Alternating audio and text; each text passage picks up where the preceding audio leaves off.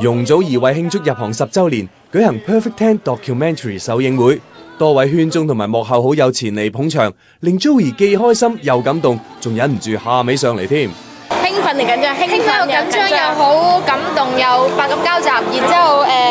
即係因為今次呢件事係我覺得係比任何嘅頒獎禮都嚟得緊要嘅。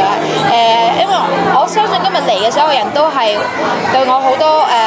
多嘅感情啦，同我又有好多經歷啦，好愛我嘅人。咁所以我好驚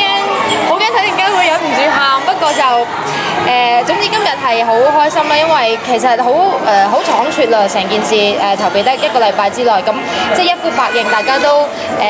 驚唔夠位坐咯。請得嘅都係一啲喺我生命裏邊好重要嘅人。有陣時我會覺得我嘅生活太快啦，好多時候見個面咁，然之後可能 say hi say bye 咁樣，但係有啲人係你見到，你知道你心好溫暖，同埋你會好安全感，好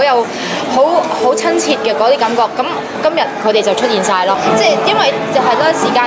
未必走得個個咯，但係佢哋都有俾好多祝福我，同埋即係